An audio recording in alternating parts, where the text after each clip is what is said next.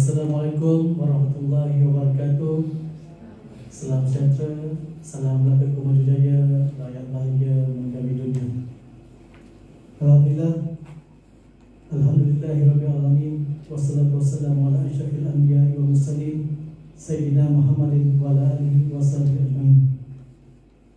Alhamdulillah, pertama kali mari kita sama-sama menandatangan mohon kesyukuran kepada Allah SWT pada dengan limpah nikmat dan kurnia. Maka dapatlah kita bersama-sama pada petang yang berbahagia ini bagi mengikuti sebuah program buah bicara, iaitu dengarlah ceritaku at Museum Melaka, di mana pada petang ini kita akan satu program bertajuk perkongsian ilmiah Tanjak, Destar dan Tengkolok. Jadi dulu saya ingin merakamkan ucapan setinggi-tinggi penghargaan kepada tuan-tuan, perempuan yang telah meluangkan masa untuk hadir ke program kita pada petang ini. Juga dengan tetamu kita, terima kasih saya ucapkan.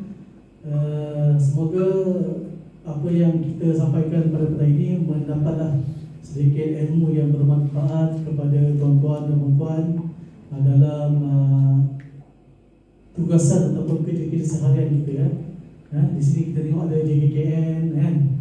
Mungkin lelaki atau perempuan pun boleh mempelajari kaedah ataupun cara untuk memakai tengkolok, tanjak ataupun destar dengan betul lah, dengan cakap berguru dengan orang yang benar, Jadi seterusnya, untuk makluman tuan-tuan dan puan sekalian, kita punya program pada hari ini turut dijalankan secara hybrid, iaitu secara bersemuka dan juga dengan live di Facebook, iaitu Facebook Museum dan Galeri Melaka. Jadi tuan-tuan dan puan yang ada sini bolehlah kongsikan Facebook ni secara langsung ni kepada rakan-rakan yang lain, dan juga kepada penonton-penonton yang sedang menonton di Facebook live ni, bolehlah kongsikan supaya agar lebih ramai lagi orang ramai mendapat manfaat dari program yang kita akan jalankan ini. Jadi tuan-tuan dan puan, tetamu jemputan kita pada petang ini adalah seorang guru, Encik Zulkifli bin Yasin, merupakan seorang guru di Sekolah Menengah Agama As-Sayyidah Khadijah di Serkam Melaka. Selain itu, saya suka untuk membacakan sedikit biodata beliau. Namanya Zulkifli bin Yasin, berumur 41 tahun, seorang guru, berkahwin dan 4 orang anak. Pendidikan awal di Sekolah Kebahasaan Pantai Kundur Melaka dan juga sekolah menengah di Sekolah Menengah Kebahasaan Seri Tanjung Klim Melaka, macam sekolah saya dulu. Okey, dan melanjutkan pelajaran ke Pusat Matrikulasi Kolej Negeri di Negeri Sembilan, seterusnya Universiti Putra Malaysia Sedang Selangor. Pengalaman mengajar, yang pertama di Sekolah Menengah Kebahasaan Kelapa Sawit di Kulai Johor, seterusnya Sekolah Menengah Agama Sultan Muhammad Melaka, dan sekarang ni Sekolah Menengah Arab As-Sayyidah Khadijah di Serkam Melaka. Aktiviti kemasyarakatan, beliau merupakan pengurusi Persatuan Penggiat Seni Alam Melayu, iaitu Pernilang Melaka, pengurusi Persatuan Seni Silat Gayung Malaysia Cawangan Daerah Jasin, jurulatih Pasukan Pencak Silat Universiti Teknikal Kebangsaan Malaysia Melaka UTM. Seterusnya aktiviti warisan, penganjur dan tenaga pengajar bengkel pengenalan destar, tanjak dan tengkolok, anjuran bersama Presiden pada 2018 hingga 2020. Tenaga pengajar bengkel tanjak dan tengkolok, anjuran Universiti Malaya dan Universiti Teknologi Malaysia. Seterusnya tenaga pengajar kepada guru-guru pendidikan seni visual Negeri Melaka, berkaitan dengan subtopik alat kebesaran raja KSSM T4. Jadi tuan-tuan dan puan-puan sekalian, saya rasa saya tak nak meninggalkan masa lagi. Jadi program kita hari ini, saya selaku moderator Fairuz bin Haji Muhammad dan Perzim, saya akan mengajukan beberapa soalan kepada kita punya tetamu jemputan. Jadi saya rasa kita bolehlah mula sekarang. Baiklah, saya rasa saya lebih sedaplah sebagai cikgu. Saya menggelarkan diri beliau cikgu lah kepada cikgu.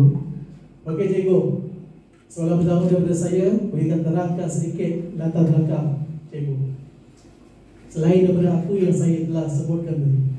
Bismillahirrahmanirrahim. Assalamualaikum warahmatullahi wabarakatuh.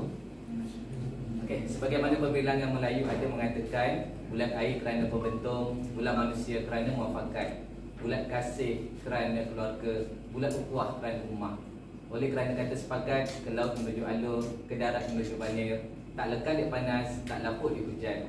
Kalau nak berkarat tu karat juga, di barak pohon, dianjak layu, dicabut mati, disiram subur, ditanam, entahkan hidup, entahkan mati. Wallahu a'lam. Okey, begitulah juga latar belakang yang telah dibacakan oleh sahabat saya yang merupakan moderator kita pada petang ini. InsyaAllah lah. Okey, saya seperti apa yang dikatakan tadi, saya berasal dari Kampung Pantai Kondur, Tanjung Keling, Melaka. Okey, saya anak yang keempat daripada 12 orang adik-beradik. Ramai cuma saya dilahirkan di Negeri Sembilan. Dalam 12 orang tu saya seorang saja dilahirkan di Negeri Sembilan. 11 orang lagi dilahirkan di Melaka. Kalau kampung asal saya di Peringgit. Tapak Lizo tu adalah tapak rumah tua lah, rumah nenek saya lah. Sebelum kerajaan negeri ambil alih untuk buat highway, jadi kami pindah di sanalah, di Pantai Kondur.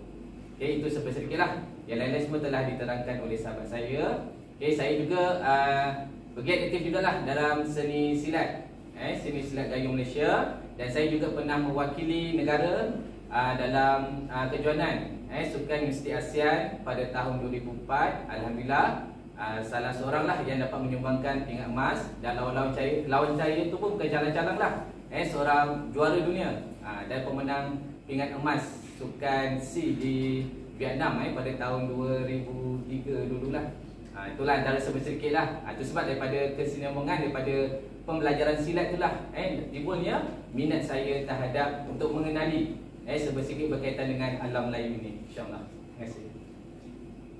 Okey cikgu, boleh tak jelaskan secara ringkas pengenalan kepada Desta? Bismillah. Okey, baiklah. Okey, Desta ini sebenarnya adalah satu kataan. Secara umum, Desta adalah hiasan kepala. Dia merangkumi tengkolok, tanjak, getang, dan sebagainya lah yang dikenali sebagai hiasan kepala. Kita kena beza satu adalah hiasan kepala dan satu adalah peralatan kepala. Okey, kalau jenis peralatan kepala sebagai contoh, kita ada helmet kan, ataupun topi perang. Itu adalah peralatan yang digunakan. Ianya bukan hiasan. Desta ni mana-mana bangsa pun tetap menggunakan perkataan Desta. Ada yang menggunakan kata Desta, ada yang data kan, dan pelbagainya lah. Dia merujuk kepada hiasan kepala itu sendiri. Okey, perkataan Desta itu. Okey cikgu, mohon huraikan satu persatu berkenaan apa itu tanjak, apa itu Desta, dan apa itu tengkolok. Okey, terima kasih. Okey, untuk Desta saya dah terangkan tadi, itu adalah hiasan kepala. Okey, untuk tanjak. Tanjak itu adalah hiasan kepala. Dia bermula daripada kain 4 segi, sebidang kain yang dijadikan ataupun dilipat menjadi 3. Kalau alam Melayu ni dia bagi sebagai gunungan lah, 3 segi, daripada 4 segi kepada 3 segi. Dan dia ada syarat sah wajib untuk tanjak ni. Ada syarat sah wajib, iaitu dia mesti ada tapak, bermula dengan tapak, bengkung dan kemudian karangan ataupun solekan. Okey, termasuk juga dengan simpul. Itu antara syarat sah wajib yang ada pada tanjak. Okey, untuk tengkolok pula, ianya tidak semestinya ada simpulan. Ada antaranya boleh ada tapak, ada bengkong, tetapi tak semestinya ada simpulan. Okey, dia nak ada simpulan boleh ataupun tidak ada simpulan. Okey, untuk satu lagi ialah jenis semutar. Pun sama juga. Cuma semutar ni dia bebas. Dia bebas. Dia tidak ada sebarangan. Okey, untuk daripada sebidang kain tadi, syarat dia tidak ada tapak, bengkong dan juga karangan lah. Maka semutar itu dikenali sebagai macam kita lah, serban. Kalau tengkolok tu itu panggilan dalam Arab imamah. Okey, untuk tengkolok itu adalah imamah. Tapi kalau semutar lebih kepada serban lah dalam bahasa kita ni, dalam lain. Kalau dalam bahasa lain lah, dalam bahasa pasar biasa lah. Okey cikgu, selain daripada tanjak, destar dan tengkolok, apa lagi pemakaian penutup kepala yang digunakan oleh masyarakat Melayu? Okey, selain daripada tiga ini sebenarnya banyak lagi yang biasa kita dengar lah di Kelantan ataupun di negeri Pantai Timur. Biasa kita famous dengan panggilan getam. Okey, getam. Kemudian untuk songkok bulan ataupun dipanggil apa, songkok model lah.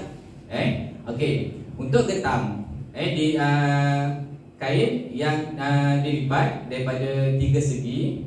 Okey, kain yang 4 segi dilipat kepada 3 segi. Kemudian dia ada tapak dan juga syarat dia mesti ada biru-biru. Apa itu biru-biru? Okey, biru-biru itu adalah antara lipatan yang wajib adalah pada getam. Kalau istilah kita pada zaman-zaman dahulu, biru-biru ini digunakan sebagai hadiah. Istilah hadiah, maksud dia sultan ataupun pembesar memberi hadiah kepada pembesar yang lain ataupun kepada hamba rakyat yang berjasa. Okey, dikenali sebagai biru-biru kain. Maksudnya kain tadi boleh dibawa melalui letak di bahu ataupun di tangan lah, untuk dibuat sebagai pakaian. Okey, itu berkaitan dengan getam. Okey, yang kedua berkaitan dengan songkok bulan. Ataupun kadang bagi songkok daing, songkok bulan. Okey, dia sama juga pembuatan dia. Cuma dia kain, dia tidak berjahit. Kain yang biasa, dia seperti getam dan bentuk dia seperti bulan. Itu antara asal usul songkok yang kita ada sekarang ni sebenarnya. Sebelum dimodernkan, kalau tak salah saya, benda tu dah diperkenalkan oleh Presiden Indonesia lah, Soekarno, berkaitan dengan songkok, telah dimodernkan lah. Tetapi kita lihat songkok yang ada sekarang ni tetap masih ada biru-biru. Ada satu line kan yang serum tu, itu adalah istilah kepada biru-biru untuk songkok ni lah, moden. Okey, itu saja. Seterusnya mohon diterangkan tentang sejarah pemakaian destar di alam Melayu. Okey, sejarah pemakaian destar di alam Melayu ini sangat meluas. Okey, dia melibatkan zaman.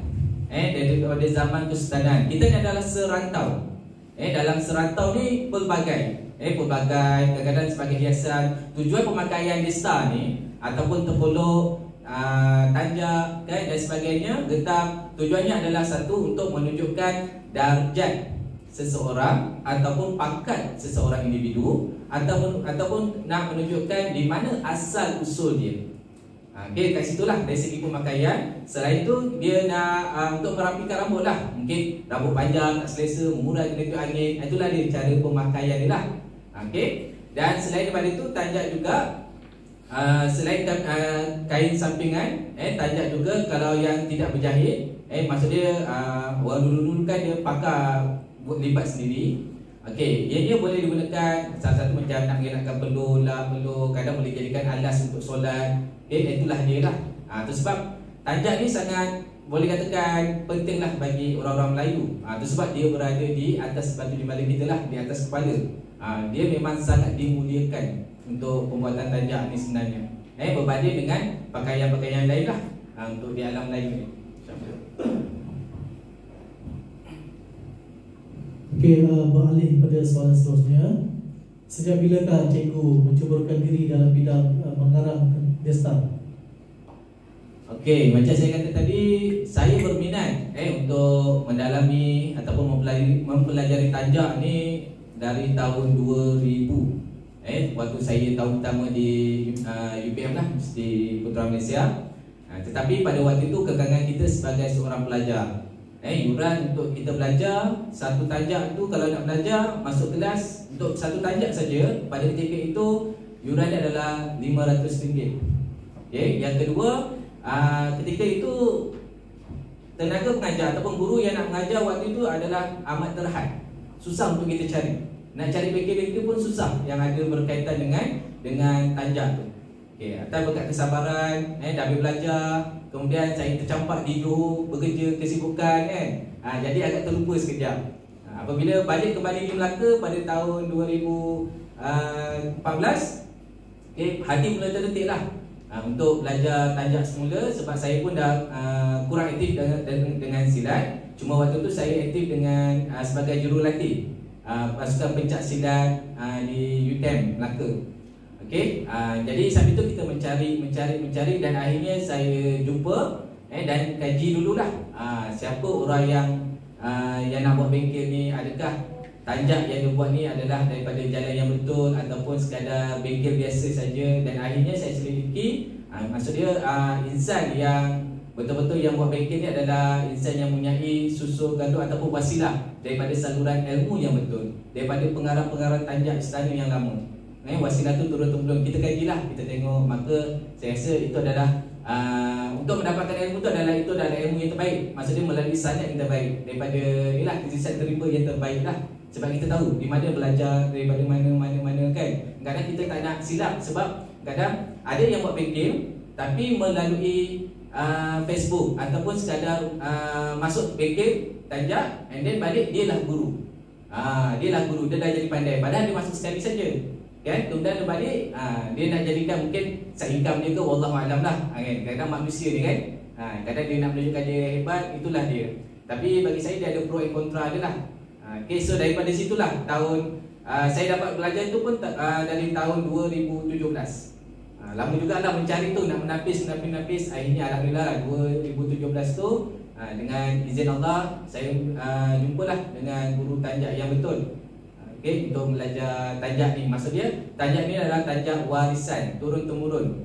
Yang pemakaian daripada ni lah orang-orang terdahulu. Cara karangan yang betul lah, insyaAllah. Jadi cikgu, dengan siapakah cikgu berguru dan berapa lamakah masa yang diambil untuk berguru? Saya berguru dengan Dr. Johan Iskandar. Dr. Johan Iskandar ni merupakan dia ada wasilah dia, dalam buku ni ada tulis antara guru-guru utama dia. Dia belajar dengan almarhum Haji Basni, salah seorang pengarang tanjak istana negeri Perak. Itu juga dengan almarhum Cikgu Wan Yahya, almarhumah Wan Zahra, antara guru-guru tanjak. Begitu juga dengan nenek dia sendiri, nenek dia guru saya sendiri, yang merupakan antara pengarang-pengarang tanjak lama di istana Perak. Maksudnya wasilah tu berjalan dengan betul lah, dan susu galuh dia tu. Daripada situlah keyakinan saya tadi. InsyaAllah. Untuk berapa lama? Daripada tahun 2017 tu sehingga seginilah. Maksud dia bukan hanya sekadar bengkel, tetapi kita kena selalu bertalaki dengan guru. Maksud dia bila ada masa terluang, saya akan ke Subang lah. Saya akan ke Subang. Kita akan rujuk cikgu kembali semula. Rujuk di depan kita tunjuk, cikgu betul tak karangan saya ni, mana yang tak betul, mana yang betul, kita perbaiki supaya ciri-ciri dan falsafah yang ada pada tanjak itu mesti tepat, tidak dirosakkan. Sekiranya kita tak buat saya makan, saya balik saya rasa saya dah betul. And then akan datang, jika saya diamanahkan untuk ajar generasi yang akan datang, dia dah jadi B, dah tak betul dah. Jadi penyampaian maklumat tu tidak tepat kepada bentuk yang asal dia tu. Jadi kalau nak belajar tanjak tu sebenarnya dia kena sentiasa berulang lah. Sehingga kini pun saya masih belajar lagi.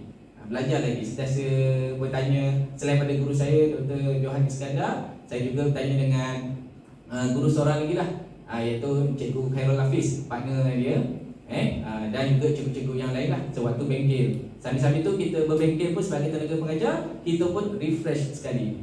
Jadi untuk menampakkan kekemasan dan juga karangan yang lebih baik dan lebih tepat lagi. Okay, itu cara kita belajar lah. Kan? Nak belajar tajak sekejap aja, tak lama. Kalau masuk bengkel sehari pun boleh, tak ada masalah. Okay, satu hari kita akan buat 7 asas saja kan, 7 asas. Tapi bergantung pada diri kita, sama ada kita buat tu kemas ataupun tidak. Itu saja. Yang penting adalah latihan. Baiklah, adakah apa-apa sumber rujukan yang cikgu gunakan sebagai panduan untuk mengarang? Sumber rujukan macam kita tadi lah, kita bertalaki dengan guru lah, walaupun berjauhan. Kita WhatsApp dia, kita message dia, kita tanya guru-guru, and then kita cari juga di Google lah, kita tengok perbezaan antara karangan yang guru kita ajar dengan apa yang ada pada media sosial dan juga di kedai-kedai. Kedai-kedai penjualan tajam kita tengok. Contohlah macam sekarang, bila sebut Desta Dendam Tak Sudah, pelbagai versi bentuk dendam tak sudah yang ada di pasaran, yang ada pada Google kan, gambar, dan juga karangan yang sebenar. Dekat situ kita nampak ada berlaku kecelaruan kat situ. Jadi cara yang baik dah itulah dia, kita kena bertalaki, rujuk, tanya cikgu, kenapa dalam gambar ni macam ni sifat dia kan? Kenapa kita belajar macam ni sifat dia? Jadi bila guru tu menerangkan, maka kita lebih faham di mana falsafah dia, di mana antara individu yang belajar ataupun individu yang cuba meniru, ataupun individu yang belajar daripada orang yang silap. Itulah dia. Itu antara inilah dari segi adab pembelajaran, untuk kita nak kenal pasti ciri-ciri yang daripada tajak tadi. Jadi, apakah falsafah yang terdapat pada Desta? Okey, falsafah yang terdapat dalam Desta ni banyak. Saya cakap dululah. Berkaitan dengan tajak lah. Tajak dalam alam Melayu ni macam saya kata tadi, dia antaranya melambangkan individu tadi, seseorang yang mempunyai kedudukan ataupun pangkat, dari segi pentadbiran. Ada juga yang tajak yang jenis berkaitan dengan mistik. Ada yang tajak berkaitan dengan peperangan. Contoh, jika tajak jenis pentadbiran, bila pentadbiran, dia punya bengkung ataupun dia punya jenjang dia, dia mesti dalam keadaan, ataupun kebalam dia mesti dalam keadaan yang lurus, tengah lah. Kalau dia ada serong sikit, ni jenis pentadbiran juga, tapi dia jenis yang orang kanan ataupun orang kiri serong dia. Kalau jenis mistik pun ada juga. Contoh mistik yang kat depan ni lah. Ni contoh tajak-tajak mistik lah. Digunakan untuk ritual ke dan lain-lain lah, banyak lah. Dia di situ alam lain lah. So bila pemakaian tu dia melambangkan identiti individu tadi, saya kata. Dia kita bukan nak libatkan benda-benda bukan, tidak. Melambangkan ini adalah bomo. Ini adalah pegawai kerajaan. Ini adalah sultan, dan macam-macam lah. So dari segi pemakaian tajak tadi, dia melambangkan individu tu tadi, jawatan yang dipegang oleh individu itu tadi. Itu antara falsafah yang ada lah. Yang kedua, falsafahnya berkaitan dengan sesuatu peristiwa, sesuatu peristiwa berdasarkan pada poin-poin penting. Peristiwa alam. Contoh, pembuatan tajak ni mengambil flora dan fauna. Macam alam tadi kita buat kan, contoh macam tajak-tajak yang berkaitan dengan cogan daun kopi, sekelontong bunga kan. Yang jenis macam itulah. Ada yang jenis-jenis yang lain, contoh macam haiwan, contoh macam gajah melaung, gajah mengamuk kan. Dia yang berkaitan lah, mengikut sifat-sifat apa yang terjadi baru dia buat. So kita kena faham, tajak-tajak warisan ni dia berdasarkan pada sesuatu peristiwa ataupun sesuatu falsafah. Melihat sesuatu individu, karakter individu tu, barulah hadirnya tajak. Tetapi kalau tajak baru, ciptaan baru ataupun kreasi, dia buat dulu, kemudian baru dia bagi nama. Jadi kat situ nilai estetika falsafah tu dah tak ada. Perjalanan situ tak ada kan. Minta maaf lah saya cakap, contoh, ini contoh saja. Contoh macam kreasi baru kita dengar tajak jebat derhaka. Sebelum ni mana ada jebat derhaka? Tajak jebat derhaka kita tak tahu. Tapi mungkin pengarang ataupun pencipta tadi dia mendapat ilham, dia buat, and then dia namakan. Tetapi ingat, sesuatu tanjak tu dia mesti ada ibu tanjak. Maksudnya daripada ibu tanjak dia ada kembangan. Itu dia namakan sebagai titisan terimba. Titisan terimba. Sebab satu tanjak tadi falsafah dia senang saja. Daripada ibu tanjak berubah sifat, maka nama dia akan berubah. Macam kereta Vios juga kan. Bila tukar model baru, Vios tak Vios, tapi nama akan jadi lain. Begitulah sifat tanjak begitu. Falsafah dia. Dia tak boleh sama. Kadang-kadang kita agak keliru jugalah bila satu tanjak tu and then diubah tapi dia bagi nama yang sama. Okay, itu salah. Salah etika lah, dari segi salah etika. Contoh kalau simpulan, kalau kita buat contoh tanjak depan ni, ni contoh tanjak Gajah Gemulung. Gajah Gemulung, tanjak Datuk Laksamana lah. Okey, so simpulan ni kita menggunakan ketupat daun palas. Okey, simpulan asal. Tapi mungkin ada yang tersilap ataupun dia nak berubah, dia ubahkan dia punya simpulan kepada garam sepupu, jadi dia kena bagi nama lain. Maksud dia nama dia ataupun sifat dia dah berubah. Dia kena bagi nama tanjak barulah. Tanjak Gajah Gemulung simpulan garam sepupu. Dia kena tambah macam tu. Itu tak salah. Tapi yang salah adalah bila kita letakkan dengan nama yang sama. Itu jadi salah lah dari segi etika penamaan, dari segi falsafah tanjak itu sendiri. Okay, insyaAllah. Okey, jadi jadi sejak bila dari mana datangnya minat cikgu untuk mengarang Desta? Okey, minat saya nak mengarang Desta ni bila kita dah daripada tahun 2000 tadi lah. Minat kita nak belajar, nak mencari. Bila kita dah buat satu penuh-penuhnya, kita buat belajar je lah, dapat satu dua cukup lah. Tapi bila kita masuk bengkel, kita dapat faham tentang apa yang ada pada falsafah tanjak tu sendiri. Ilmu yang diturunkan bermula daripada tapak, adab dan adat yang ada pada tanjak tadi menimbulkan minat kita. Minat saya lah untuk saya meneruskan, mendalami. Dan saya sebagai seorang guru rasa macam bersalah kerana kita tak boleh nak menyampaikan kepada generasi akan datang dengan maklumat yang betul. Kadang-kadang kita tengok orang luar, kadang ada kalanya memakai tanjak-tanjak yang jenis salah. Ada masa kita tegur lah. Kita tegur, bang macam ni bang, simpulan salah, kita betulkan. And then kita ajar dia. Jadi kita faham kerana masyarakat sekarang ni dia kurang informasi. Dia berminat ke arah, kita tengok trend sekarang ni berminat ke arah tanjak kan? Tapi pengetahuan tentang ilmu tanjak tu masih kurang lagi di kalangan masyarakat kita lah. Jadi antara minat saya itulah sambil kita belajar mendalami karangan-karangan yang lain, sambil itu juga saya sentiasa buat latihan, ulang dan kita menyampaikan kepada generasi yang lain, insyaAllah. Baiklah cikgu, biasanya dalam satu tanjak tu berapa lama lah masa diperlukan untuk membuat? Okey, satu tanjak. Okey, macam inilah saya cerita dari segi proses pembuatan. Kalau kita buat tanjak ni melalui pembuatan secara tradisional, dia kena tengok jenis kain juga. Kalau jenis kain tenun ataupun kain-kain lama, ada kalanya dia perlu digerus. Perlu digerus lah. Kemudian setelah digerus, kain tadi dipotong, dijahit tangan, kemudian dilapik dengan kertas minyak. Dia ada cara dia lah untuk buat gunungan. Kemudian dilipat. Tapi orang-orang dulu, cara dia buat, dia tak ada masalah untuk geruskan kain ataupun tambah kanji lah, supaya memberi kekerasan pada kain. Itu sebab dia alas dengan kertas minyak. Sebab bila rosak, dia keluarkan kertas tadi, and then dia gantikan dengan kertas yang baru. Dia gunakan kertas kain yang sama juga. Maksudnya kain yang sama tu boleh digunakan banyak kali, berulang kali.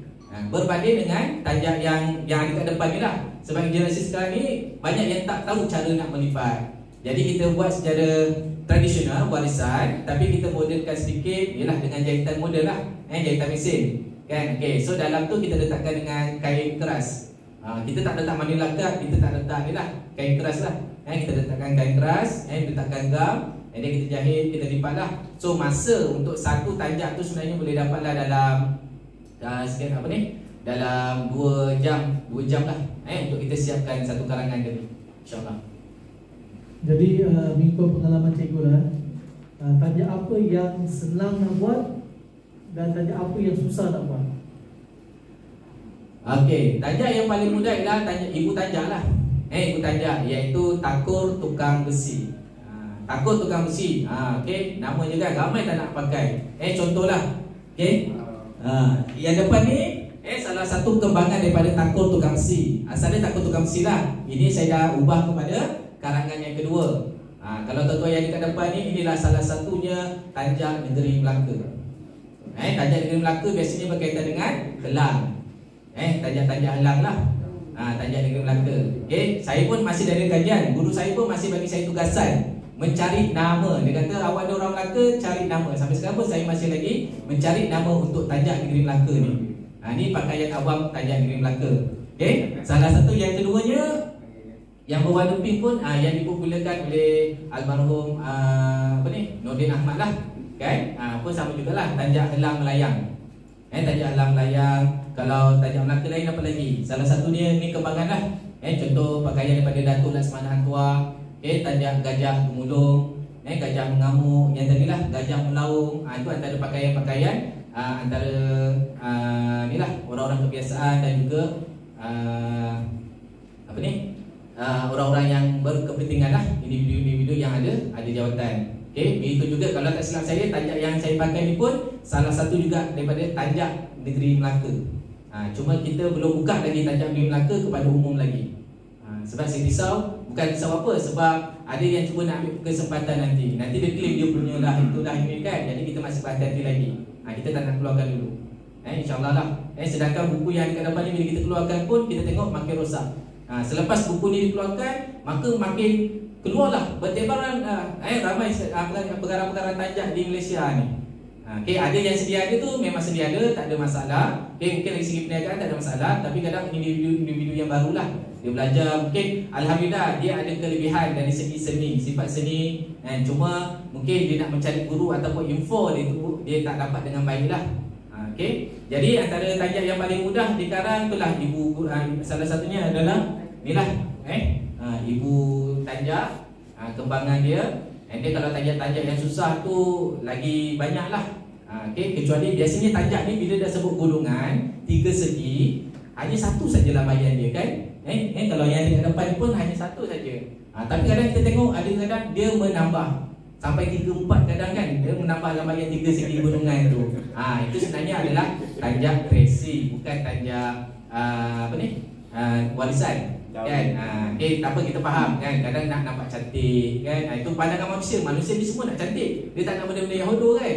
Itulah dia. Sebab bagi saya lah, di alam Melayu ni, kadang sifat kita nak cantik yang cantik tu, itulah dikenali sebagai tanjak hantu. Apa itu tanjak hantu? Tanjak hantu adalah tanjak yang kita rasa kita minat. Kita nak cantik macam ni, kita buat macam ni kan, kita namakan macam-macam. Tapi bila kita pakai, nilai falsafah ataupun seri itu tidak naik. Kita boleh bezakan antara bila kita pakai tanjak warisan dengan tanjak kresi ataupun tanjak yang tiru yang tidak bersanad. Kalau kita pakai, setiap individu itu seri dia akan berbeza. Dan semua orang tidak boleh memakai tanjak apa yang dia nak. Kita kena faham. Maksud dia tidak sesuai. Sebab tanjak ni tadi, tanjak alam Melayu ni, tanjak warisan ni macam saya kata tadi, dia berdasarkan pada falsafah peristiwa. Mungkin pemakaian tadi berdasarkan pada falsafah tadi kepada seorang raja, falsafah tadi kepada seorang pemimpin, ciri-ciri yang ada pada pemimpin. Contoh macam ni lah, Gajah Gemulung. Kenapa gemulung? Dia ada berbentuk macam gading apa semua kan. Melambangkan pengorbanan Datuk Laksmana Hangtua dalam mengharungi kan pelbagai peperangan apa semua, berjuang untuk negara, taat setia untuk negara. Itulah dia. Itulah dia. Dia punya falsafah dia. Dan tidak semua orang boleh pakai. Tapi bila kita sebut tanjak Gajah Gemulung, bila kita keluarkan buku, ramai nak buat, ramai yang cuba tiru. Tapi sebenarnya bila pakai kan, ibarat macam satu bebanan pada diri. Jawatan tu tak sesuai dengan kita. Efek dia nanti mungkinlah, kita tak tahu, wallahu a'lam kan, wallahu a'lam. Kadang-kadang bila kita pakai, kadang kita rasa macam pening-pening, sakit kepala kan. Macam saya juga, walaupun saya guru, saya pakai pun, kalau saya pakai pun efek tu tak ada. Saya memang rasa efek dia. Contoh kita, yalah, mungkin tiba darah tinggi naik kan, macam-macam lah. Bila rasa pening, muat-muat, mungkin tanjak tu tak sesuai dengan kita. Kadang-kadang kita tanjak-tanjak yang biasa kita nak gagal tak dapat. Tapi bila kita pakai tanjak-tanjak biasa, seri kita naik. Sebab dalam pembuatan tanjak ni pun dia ada adab dan adat di sendiri. Bukan suka-suka. Sebab kain tanjak ni kita tidak pijak ataupun tidak melangkah. Sebab kita akan letak di atas kepala. Kita tak letak kat mana-mana. Itu sebab dalam alam Melayu, seperti Datuk Laksmana Tuan mengatakan bahawa yang dijunjung orang Melayu itu adalah Al-Quran, keris dan juga tanjak. Al-Quran, keris dan tanjak. Itu falsafah lah, ayat daripada Datuk Laksmana Tuan. Tapi bila kita berguru, guru kita pula akan perbetulkan kita. Di mana alam Melayu itu mementingkan alif, ba, ta. Alif iaitu Al-Quran, ba itu adalah bangsa. Keris lah, sama dengan keris. Orang Melayu sama dengan keris, kan? Ba itu adalah bangsa. Ta itulah tanjak. Tanjak itu tanjak. Tanjak itu adalah tanah yang dipijak. Kalau kita main bola, kan? Kata tanjakan. Tanjakan. Kalau kamus dewa pun dia tulis itu tanjakan. Tanah yang dipijak tu maksud kita mengakui tanah kita yang dipijak. Macam kita main bola lah, kita nak sepak penalti, kan? Biasa bola sepak kampung lah, kita akan tanjakkan dulu tanah tu supaya dia tinggi sikit. Nak letak bola tu kan senang untuk kita sepak. Itulah dia. Itulah maksud tanjakan ataupun tanjak. Tanah yang dipijak. Itu dari segi falsafah dia. Kemudian kalau kita nak buat tanjak ni pula, kita ada adab. Sebagai contoh macam saya lah, jika ada tempahan atau kita nak buat tanjak, kita dalam keadaan yang berwuduk, dalam keadaan yang bersih. Paling baiklah kita dalam keadaan yang bersih, berwuduk, and then kita menghadap kiblat. Duduk, duduk bersila dulu. Kemudian kita lipat dia punya tapak, bengkung, and then kita teruskan dia punya simpulan dan karangan dia. Sambil-sambil itu sebenarnya kita berwirid lah, subhanallah, subhanallah, subhanallah. Supaya apa? Sebagai seorang pengarang tanjak, kita mendoakan kebaikan orang yang memakai tanjak tadi. Itu antara contoh lah. Itu sebab dia ada falsafah-falsafah dia, membawa kebaikan. Mungkin tanjak tu tak sesuai, tapi mungkin oleh kerana pengarang tanjak tadi, kita berwirid, sambil kita berwirid tu, sebab benda tu nak letak di atas kepala, kan? Jadi kuranglah sikit bebanan dia, kan? Sesiapa saja boleh pakai. Itulah dia. Antara contoh lah. Tapi kalau tanjak-tanjak suka, memang ada tanjak-tanjak suka. Cuma saya ada yang belum belajar lagi lah, kan? Tapi suka tu ada juga. Nampak macam mudah, tanjak mudah saja, tapi susah untuk kita buat. Contoh macam yang kat depan ni lah. Yang depan ni tanjak Desta Negeri Sembilan. Kalau Negeri Sembilan bagi Desta, dia tak bagi tanjak. Dia bagi Desta, kan? Desta untuk apa ni, kacang gulai daun. Yang warna kuning ni dendam tak sudah, kan? Dendam tak sudah. Macam sekarang lah, saya minta maaf lah, saya bukan nak menafikan apa yang dipakai oleh Yang di-Pertuan Agong sekarang. Sebab kita lihat sepatutnya pemakaian tanjak yang dipakai oleh Yang di-Pertuan Agong, sepatutnya kita dah ubah nama. Macam saya kata tadi lah, bila sifat tanjak tadi diubahkan sifat dia, ciri dia, maka nama dia kena berubah. Sebab apa yang kita nampak sekarang ni, tanjak Yang di-Pertuan Agong sekarang ada 6 tingkat. Sedangkan kita faham di Negeri Sembilan memang untuk solok timbuk, ibu dia adalah solok timbuk. Solok timbuk 4 tingkat ataupun 4 jenjang. Solok timbuk 4 jenjang. Tapi untuk dendam tak sudah diubah dia menjadi kepada 5 jenjang, 5 tingkat. 5 tingkat tadi melambangkan ni lah, mungkin rukun Islam semua, kan? Cuma pengarang tanjak Yang di-Pertuan Agong ni dia merubah kepada 6. Dia jadikan sebagai katakan rukun iman, kepada 6. Tapi dia kena ubah nama lah. Dah tak boleh panggil sebagai dendam tak sudah. Mungkin dia kena panggil nama dendam tak sudah, lain-lain lah, kan? Contoh macam tu. Sebab falsafah dalam tanjak tu macam daripada awal saya kata tadi, bila kita ubah karangan ataupun sifat dia, nama dia pun kena berubah. Itu yang kita kena tekankan kat sini, InsyaAllah. Cikgu, satu penerangan yang begitu panjang, Baiklah, apa ni sos-sosnya. Sepanjang cikgu berkecimpung dalam karangan tanjak ni, berapa jenis tanjak berapa jenis lah yang cikgu pernah buat? Untuk daripada tahun 2017, masih baru lagi lah, sehingga kini paling kurang pun tanjak yang saya dah belajar ni termasuk getam.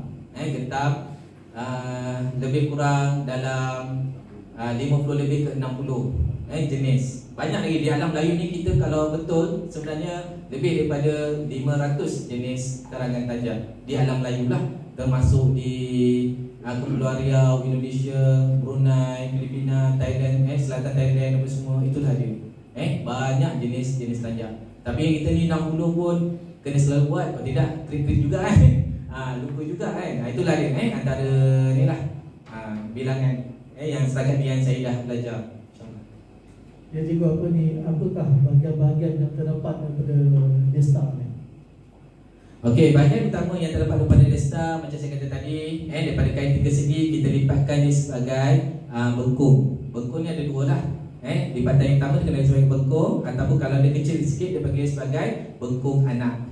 Bengkung anak. Dia kecil je kan, mungkin dalam 1 inci setengah. Kalau bengkung kita lipat mungkin dalam 2 inci ataupun 3 inci. Itu bengkung dulu. Kemudian dilipat sebagai bengkung. Kali kedua bengkung. 3, 4 semua sebagai bengkung. Itu antara ciri yang wajib adalah tapak bengkung. Kemudian ciri yang wajib yang ada juga ialah simpulan. Simpulan pada tanjak tadi melambangkan susur galuh kita. Itu sebab saya kata tadi peringkat awal, pemakaian tanjak tadi kita tahu dia berasal daripada mana. Daripada mana dia datang, dan dia daripada keturunan mana-mana. Itulah simpulan dia tadi. 2 hujung kain tadi disimpulkan dengan rapat, dikenali sebagai simpulan, bukan ikatan. Ikatan lain. Kita kena bezakan antara ikatan dengan simpulan. Simpulan 2 kain tadi, 2 hujung kain tadi yang kita temukan, kita jadikan dia sebagai simpulan. Kalau ikatan, contohlah ada selonggo kayu, kita angkat, ambil tali kita ikat. Itu dinamakan sebagai ikatan. Apa beza antara ikatan dengan simpulan? Jadi simpulan tadi melambangkan di dalam alam Melayu melambangkan susur galuh kita, keturunan kita, asal usul kita, ibu dan ayah yang bertaut. Yang bertaut. Itu sebab kita kena, kalau beli tanjak ni, kena tengok dia punya simpulan dia. Kalau boleh janganlah, elakkanlah daripada memakai simpulan yang boleh laras. Sebab kat situ kita dah melanggar etika alam Melayu sebenarnya. Contoh macam ni. Ini dikenali sebagai simpulan ketupat palas. Ketupat palas. Ketupat palas ni kebiasaannya dipakai oleh orang-orang semenanjung. Orang-orang yang semenanjung lah. Orang semenanjung. Jadi kita tengok, dia ni orang-orang semenanjung. Orang Malaysia lah. Kita tak tahu asal daripada mana kan. Kebanyakan lah. Ada antaranya satu lagi yang bentuk segi empat, seperti ketupat palas ataupun ketupat bawang. Itu kita kenali sebagai ketupat seberang.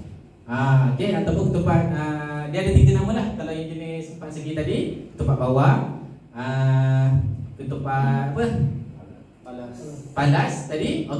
Itu kita namakan sebagai inilah. Maksud dia orang seberang. Orang seberang maksud dia apa? Pakaian dia adalah serantau. Tak kisah kita di Malaysia pakai, di Indonesia pakai, di mana-mana saja pakai. Banyak lagi lah. Ada yang jenis burasak laksamana, burasak dalam, semualah. Dia jenis-jenis simpulan. Bila kita nampak tu, kita tahu dia daripada mana. Itu sebablah simpulan ni sangat penting dalam etika pembuatan tanjak tadi. Ciri-ciri dia penting, melambangkan susur galuh kita, ibu dan ayah. Itu sebab kalau Desta ni 9 pun dia ada tindih kasih, semua dia melipat. Dia jaga kat situ. Dia jaga situ. Jadi saya minta lah kalau tuan-tuan dan puan yang ada kat depan ni, kalau boleh elakkanlah. Elakkan. Dan kalau baru-baru berjinak tak apa, tak tahu tak apa, kita faham kan. Kalau seboleh-bolehnya kita elakkan. Cuba dapatkan tanjak-tanjak yang ada simpulan. Minta maaf lah kalau saya cakap, dia ibarat macam, yalah, bila kita boleh laras, bukan ada simpulan kasih sayang tu, itu menunjukkan bahawa kita ni macam ibarat anak luar nikah lah. Minta maaf saya cakap kan, itu dari segi falsafah. Saya faham. Kalau saya kata benda ni kita kata pun orang luar banyak marah. Especially orang-orang yang jenis yang tak nak belajar, dia ada skill tapi dia tak nak belajar. Mungkin kerana ego dia kan, wallahualam lah kan. Tapi bila kita bagi tahu benda yang betul, dia marah kita kan. Tapi itulah dia falsafah yang ada pada tanjak tadi. Tanjak yang laras tu lah kan. Kadang orang sekarang kenapa? Pasal orang sekarang dia nak mudah kan, semua nak cepat, jadi nak boleh laras. Sebenarnya benda simpulan ni tak susah. Kita boleh ajar. Contoh macam saya mengarang tanjak, memang kita akan buat simpulan. Dan bila kita jumpa pelanggan kita ajar dia macam ni cara betulkan, laraskan. Sebab tanjak ni, jangan saya keburukan laras ni, satu dia cepat longgar. Yang keduanya orang selalu pinjam, tukar-tukar kan. Sebenarnya tanjak ni adalah mahkota kita, maruah kita. So tanjak kita tak boleh bagi orang lain pakai. Walaupun orang lain nak tengok, orang lain pun nak sentuh kan, main ambil suka-suka hati tanpa izin, itu dah melanggar peraturan sebenarnya.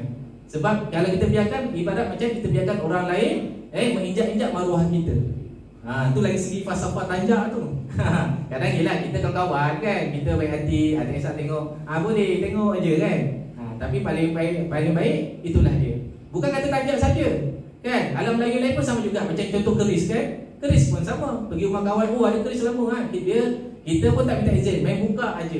Tu dari segi adab pun orang marah juga. Macam tu juga dengan tanjak. Dari segi adab kan, keris salah buka sekarang dah terpatah dia punya ni kan, dia punya kerawang dia macam-macam. Itu juga tanjak kan. Okey. Jadi kita kena jaga. Kemudian ni dinamakan sebagai solekan lah. Solekan pun atau karangan, akhirnya inilah bentuk dia. Inilah bentuk dia. Apa yang ada kat depan tu inilah dinamakan sebagai karangan. Ada yang istilah solekan. Okay, macam Negeri Sembilan lebih kepada solekan lah. Dia menyolek kan, menyolek ni ada star, itulah dia. Ikut istilah dia tu. Okey. Cikgu, apa ni, kalau kita tengok pada Desta ni kan, berbagai nama lah kan. Dia ada menggunakan nama haiwan, ada nama tumbuhan kan. Ada gajah menggulung kan, gajah menggulung, helang patah kepak semua kan. Jadi boleh tak cikgu terangkan sebenarnya objek-objek seperti haiwan ataupun bunga-bungaan, flora, fauna, apa sebenarnya pengertiannya? Okey, baik. Alam Melayu ni memang dia terkait rapat dengan flora dan fauna. Kita memang tak boleh nak larikan memang alam Melayu. Okey, kita tengok rumah-rumah Melayu kita ni pun antaranya dulu-dulu lah syarat sah wajib dia mesti ada pokok bunga. Mesti ada pokok bunga. Itu antara syarat-syarat wajib lah. Orang sekarang ni dah tak nak dah duduk taman, nak tanam pun dah tak ada tanah kan. Tapi orang dulu-dulu itulah dia. Banyak atau sedikit mesti ada bunga, mesti ada haiwan peliharaan apa semua kan. Itulah dia konsep jiwa yang ada pada orang-orang Melayu ni dulu. Dia melibatkan daripada flora dan fauna. Begitu juga dalam pembuatan tanjak ni. Macam saya kata tadi, dia akan melihat sifat seseorang tu, sifat seseorang ataupun sesuatu peristiwa yang berlaku, kemudian dia mengadaptasikan. Mungkin pengarang tadi dia mengadaptasikan, dia tengok ciri-ciri yang sesuai, dia mengadaptasikan dan dijadikan, and then dia namakan. Dia namakan tanjak tu tadi. Mungkin contoh macam cogan daun kopi, sekelongsong bunga kan, gentam bunga padi. Gentam ni ialah benda yang tertutup tapi dia ada bunga padi. Itu menunjukkan bahawa dia menuntut rahsia kerajaan negeri Kedah. Itu sebab gentam bunga padi ni memang dekat negeri Kedah. Contoh macam gentam pekasam. Pekasam ni maksudnya benda yang busuk. Budu pun benda-benda yang busuk kan.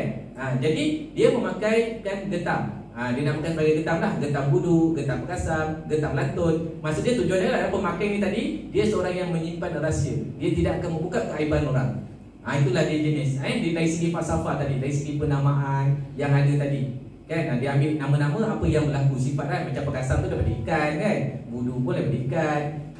Lantun tadi daripada getah, benda-benda yang busuk dijadikan sebagai apa yang ada nama tadi terkait dengan pembuatan tanjak tadi. Ada juga macam kita buat helang menyusur angin, helang menyongsong angin. Boleh, tak ada masalah sebab memang sifat dia kan. Tapi yang salah adalah tanjak yang baru ni kita tengok ada jenis tanjak, dia nak upgrade lagi, dia letak helang menyusur langit. Helang menyusur langit. Helang menyusur kita tahu kan, biasanya dia helang ni dia melawan angin, tapi dia tak boleh menyusur langit kan. Dia sampai langit memang dia mati balik kan. Jadi kat situ nama dengan falsafah tu dah lari. Kadang-kadang untuk pembuat tanjak yang baru, yang crazy ni, kalau dia nak bagi nama, kadang mungkin wallahu alam lah, mungkin dia nak bagi gempak sikit nama kan. Kadang dia bagi something nama yang agak yang macam ni lah, supaya nak menarik minat orang. Orang tak tahu, wah gempaknya nama, orang akan beli, orang akan minta kan. Tapi dari segi falsafah tu ada sedikit kesalah lah. Salah dari segi penamaan dan juga pembuatan tu, kita tak katalah salah kan. Itu ilham orang yang buat tanjak baru lah, ataupun tanjak crazy. Cuma dari segi penamaan tu dia kena fahamkan lagi lah. Sebab setiap tanjak tu dia mesti hadir dengan ibu tanjak. Dia ada kembangan. Tu yang dikenali sebagai titisan terimbun. Titisan terimbun. Contoh daripada satu tanjak, kalau kita ikut bengkel, saya bagi biasa 7 tanjak asas. Basic. Daripada takur tukang besi, dia boleh berkembang menjadi nahudetron. Daripada nahudetron dia berkembang, dia ubah sifat, dia turun aja jadi mahkota alam. Okey, ubah sifat lagi jadi jutaan ringas. Ubah sifat lagi jadi ribu serbu. Itu yang kita ajar dulu. Okey, kemudian daripada mahkota alam pula kita kembangkan lagi. Menjadi Bugis tak balik. Kan, daripada mahkota alam jadi kita boleh jadi semangat Bugis. Okey, banyaklah. Banyak daripada satu tajuk asas tu 7 tu sebenarnya dia ada kembangan. Dan akhir sekali kembali kepada tajuk asal. Itulah dia dinamakan sebagai titisan terimba. Dia ada ibu dia. Itu sebab kadang kalau kita nak belajar tajak ni mesti ada guru supaya ciri-ciri dan falsafah tu tepat. Bukan kita main lipat. Beli je. Kita beli. Cikgu Zul nak beli tajak. Okey, beli ambil. Balik buka dah ada kesan lipatan. Okey, balik cuba sendiri lipat. Itu dah salah lah. Kadang-kadang kenapa? Bila dia lipat balik, ciri dan poin-poin penting, falsafah penting tu yang ada poin-poin penting tu hilang. Mungkin tak tepat. Dah terlonggar sikit ke, terbuka sikit kan. Itulah dia. Itu yang berlaku sekarang. Kan, bila kita nampak yang ada kat luar ni lah.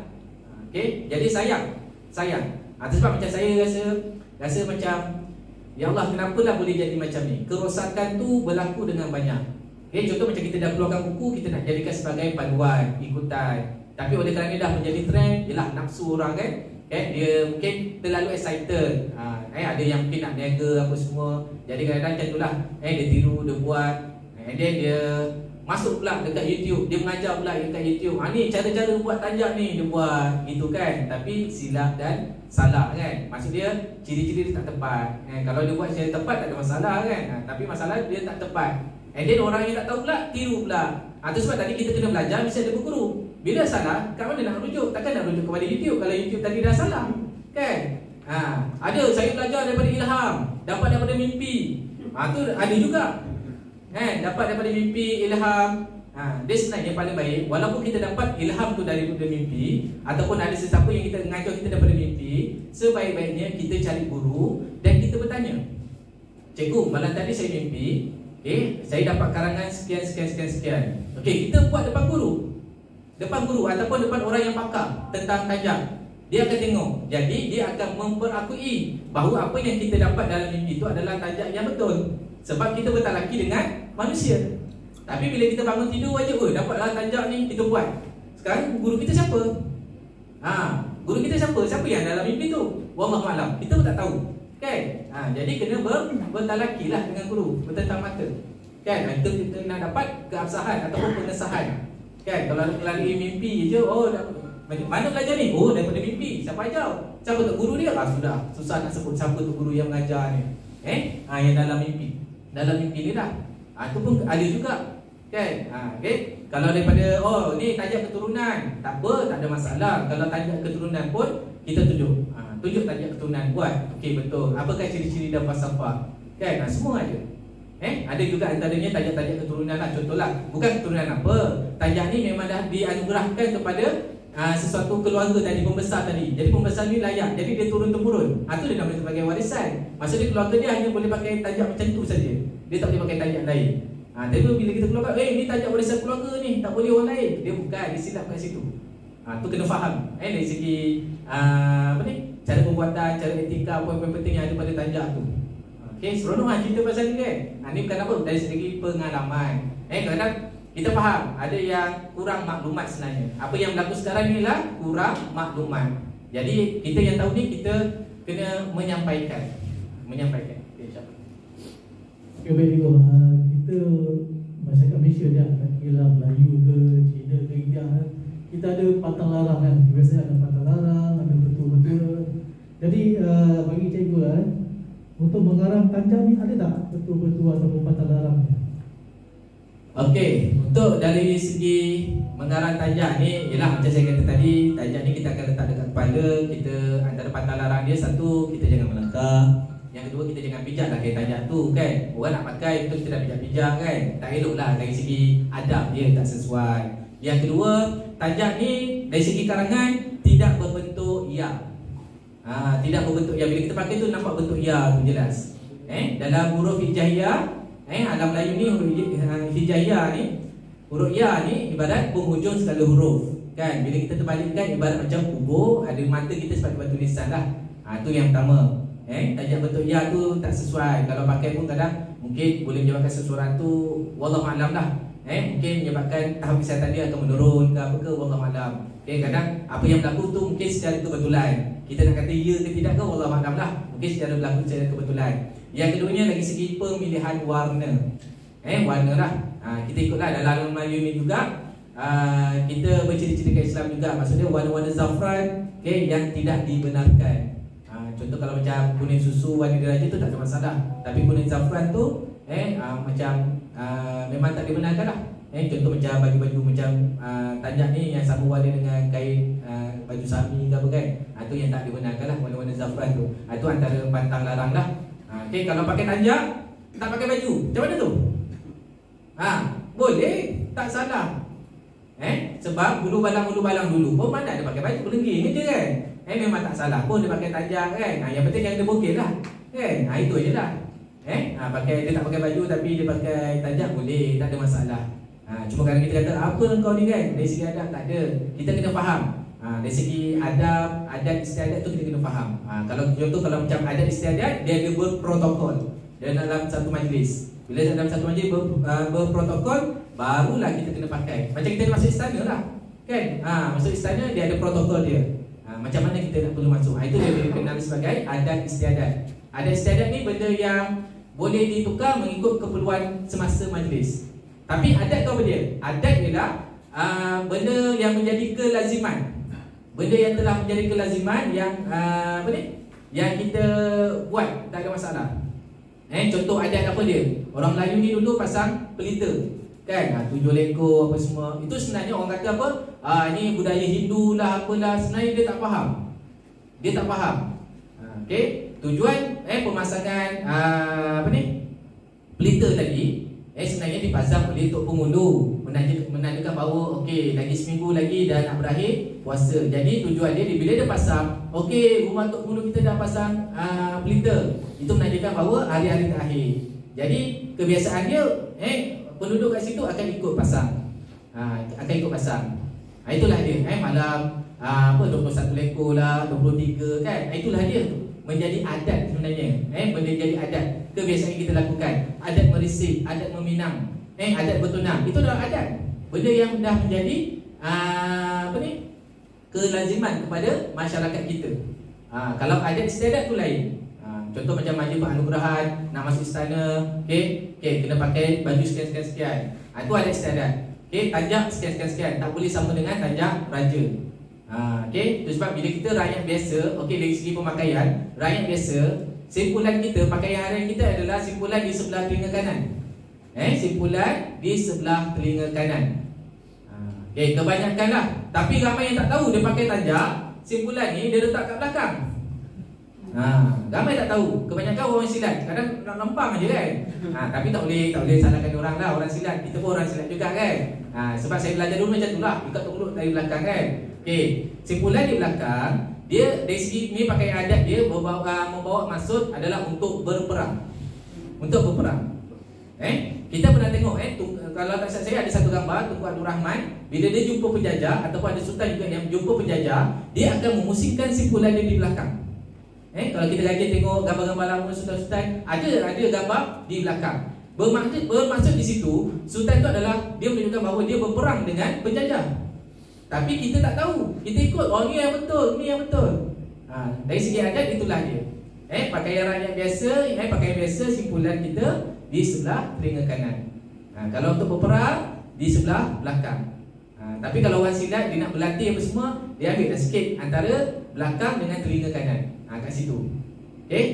Di sini juga contohlah kalau jika ada berlaku bahaya kat depan, orang di hadapan dia akan pusingkan sikit aja, tolak di antara leher dengan telinga belakang ni, menunjukkan bahawa ada sesuatu halangan ataupun bahaya di hadapan. Kalau penipu lara pula, penipu lara ataupun tutup umur biasanya simpulan dia di sebelah depan. Di sebelah depan, suka ikat ke depan kan. Itulah dia. Tapi kita, sekiranya kita ada guru dalam majlis lah. Dalam majlis kita ada guru. Contoh, kita tengah buat demonstrasi silat kan, ada guru-guru utama dalam kat kemah tu. Kita nak murid pakai simpulan kat depan. Itu tanya dia, kita biadab terhadap guru kan. Ini dah dapat majlis betul. Tapi ibarat macam kita nak berjenaka dengan guru. Itu dari segi adat dia lah. Tu yang perlu dipelajari lah kita ni. Kalau jenis yang sengit pula macam mana? Ada juga jenis yang sengit.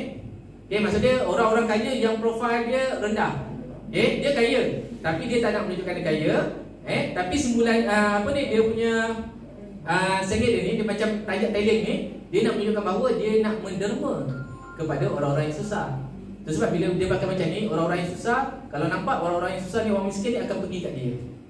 Dia akan derma lah. Mungkin secara senyap, tak ada dah tabu duit macam tu kan. 10 orang ambil, tak ada lah. Macam tu. Tu nak menunjukkan bahawa dia hendak menderma.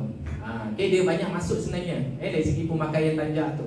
Sebab alam Melayu ni sangat seronok. Bila saya belajar tu yang bertambah minat. Rupanya banyak lagi yang saya tak tahu. Ini baru tentang tanjak. Nanti dia turun pula dengan baju lah, dengan keris lah kan, seluar samping, semua banyak. Banyak sangat. Falsafah-falsafah alam Melayu yang berkaitan dengan Islam, dengan kehidupan masyarakat yang ada sekarang ni. Itulah dia. Saya juga sebenarnya saya duduk sebelah ni, saya risau ni. Saya pemakaian saya ni betul tak betul ni. Jadi saya rasa kat sini pun ramai teruja nak jadi pengarang tanjak ramai. Jadi tengok untuk menjadi pengarang tanjak, penulis tanjak ke, apakah ciri-ciri pada yang perlu ada pada diri seseorang? Pertama sekali kita ni nak jadi seorang pengarang tanjak ni, kita kena jujur lah. Tanya niat kita dulu. Tanya niat. Kita belajar tanjak ni untuk apa? Untuk berniaga ke? Untuk kita simpan ataupun untuk kita warisi. Kita warisi ni maksud dia, kita belajar and then kita sebarkan kepada generasi muda. Itu yang pertama sekali niat. Kalau kita niat kita salah, contoh kita nak berniaga, jadi kat situ akan timbulnya perasaan nak belajar tanjak jenis karangan yang rare-rare punya. Kan, yang lawa-lawa je yang kita nak, yang tak lawa kita tak nak. Kan? Itu masalah dia. Itu masalah kalau jenis yang nak berniaga. Sebab tahu, sebab klien kan, pelanggan semua nak yang cantik-cantik je kan. Itulah dia. Kalau kita belajar, setakat belajar, tapi kita simpan. Maksudnya belajar sekali je, nak belajar tanjak, nak tahu je. Dan kita dah tak buat. Tak buat ulang gaji, tak buat apa, nanti dia akan luput begitu saja. Berbanding kalau kita kata kita nak belajar, and then kita nak mewarisi. Maksud mewarisi itu kita belajar dan kita bercerita dengan orang. Sebenarnya kita dapat faedah. Kita belajar dan kita mengajar orang, sebenarnya kita akan bertambah kuat, bertambah faham. Bertambah faham tentang falsafah yang ada pada tanjak, dan ilmu sebenarnya makin lama makin bertambah pada diri kita. Kita kena tahu ulang gaji. Contoh kalau macam saya lah, kita buat bengkel, kita bercerita kan. Mungkin kali pertama tidak sebaik yang mungkin, tapi kali kedua, ketiga, makin lama makin baik, dan kita lebih arif dan faham. Bila kita tengok tanjak daripada jauh, kita dah tahu dah jenis tanjak apa, karangan dia tepat ke tak tepat, itu kita dah tahu dah. Tapi alhamdulillah lah, pihak Kementerian Pendidikan untuk subjek sejarah tingkatan 2 dan juga pendidikan seni tingkatan 4, dia ada masukkan jugalah berkaitan dengan tanjak ni, walaupun tak sedalam mana. Tapi sekurang-kurangnya kita harapkan generasi muda lah. Cuma halangan utama kita ialah persediaan guru-guru PSB sebenarnya. Guru-guru PSB kadang ialah orang biasa tiba-tiba je nak kena buat tanjak. Tanjak susah pula tu, salah satunya ialah ayam batang kepak. Dalam silibus tu ayam batang kepak nampaknya mudah. Ayam batang kepak, tapi cara pembuatan dia agak rumit juga. Bukan senang. Itu antara dia lah. Antara apa? Kaedah dia lah, cabaran dia. Okey, nanti kebiasaannya bilakah Desta ni dipakai? Zaman dulu dipakai untuk apa? Dan zaman sekarang pun dipakai untuk apa? Okey, Desta dipakai pada bila-bila masa tak jadi masalah. Kecuali macam kita tadi lah, bila majlis melibatkan adat istiadat ataupun majlis-majlis yang berprotokol, kita kena berpakaian dengan cara yang betul lah. Kalau pakaian harian tak ada masalah. Saya selalu tengok peniaga-peniaga kat luar kan, peniaga kedai, pakai tanjak apa semua, bagus lah. Menampakkan jati diri. Walaupun ada antaranya mungkin bukan tanjak warisan, tapi saya tetap rasa seronok. Saya tak apa, biarkan dulu. Biarkan dia bermula dengan tanjak yang salah. Kan, semua orang tanjak salah. Saya kahwin pun pakai tanjak salah. Kan, sebab kita tak tahu, tak belajar lagi. Kan, kita nak belajar cuma maklumat tu tak ada. Bila dah belajar, oh macam ni. Kan, jadi bila kita dah tahu akan kesalahan kita boleh membetulkan bagi generasi yang muda ataupun orang-orang yang tak tahu kita ajar. Kan? Contoh macam pengantin-pengantin yang nak kahwin, kita ajar dia. Kan? Okey. Kemudian apa ni? Syarikat madam lah, syarikat apa benda ni semua kita kena ajar. Tak susah pun buat apa tajak dan juga simpulan tu. Itulah dia. Untuk generasi akan datang lah, insya-Allah. Okay, seperti cikgu cakap sebentar tadi dia memakai tanjak ni ada untuk tujuan-tujuan tertentu lah Ada untuk berperang, ada untuk apa lagi antaranya boleh tak tujuan-tujuan pemakaian tanjak ni? Okey, tujuan tajak. Okey, contohlah macam tajak-tajak untuk berperang ni biasanya dia tak tinggi. Sebab dia nak libas senjata apa semua kan, dia tak tinggi. Dia biasa-biasa sajalah. Dia bersifat rendah. Okey, kalau macam jenis-jenis yang pentadbir yang tinggi, mungkin dia akan pakai tajak yang tinggi lah. Okey, itu antara jenis-jenis tajak. Okey, tajak ni juga dia bila dia tinggi menunjukkan seorang tu adalah seorang yang ego. Okey, seorang yang boleh menunjukkan seorang tu yang ego ataupun dia berpangkat tinggi. Ada juga jenis-jenis tajak yang rendah. Tajak yang rendah maksud dia tinggi, pangkat dia tinggi, tapi dia jenis yang untuk merendah diri. Ada juga jenis tajak yang bentuk kesedihan. Contoh macam apa? Bugis tak balik. Bugis tak balik. Jadi dia mematahkan dia punya layar dan turun ke bawah. Bila dia ke depan, bugis tak balik. Dia ubah kedudukan pemakaian dan jadi bugis peranakan. Bugis peranakan maksud dia, bugis yang tak balik tadi maksud dia dah berkahwin dengan orang tempatan. Dia dah ubah pula. Kan? Walaupun pemakaian dia sama, bentuk dia sama, depan, pemakaian dia 45 darjah depan, tapi bila dia pusing aja dah jadi bugis peranakan. Itu dia antara ciri-ciri dia lah.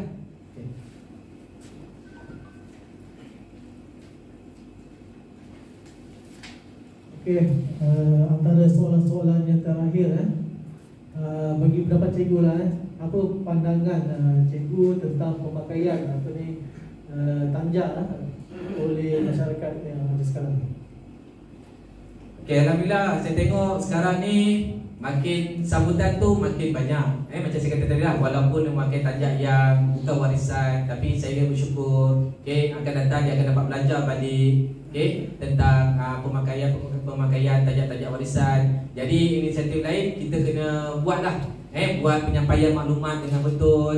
Diharapkan macam pihak Berzim, pihak JKKN, pihak Jabatan Warisan meningkatkan lagi lah informasi yang berkaitan dengan seni-seni warisan kita ni. Bukan tanjak sajalah, tapi dalam bidang-bidang yang lain. Contoh kalau kita boleh buat muzium tanjak, muzium tanjak ataupun balai adat, kat situ kita boleh pamerkan lah. Dan bukan tanjak saja, dari segi pemakaian, insya-Allah banyak benda yang boleh kita lakukan. Jadi sambutan untuk masyarakat yang ni inilah dia, informasi sebenarnya. Bila kurang informasi, dia akan cari benda yang mudah. Satu lagi, minta maaf saya cakap, jika orang lain, penyakit orang lain ni semua dia nak murah, kan? Cari tanjak harga murah. Saya faham.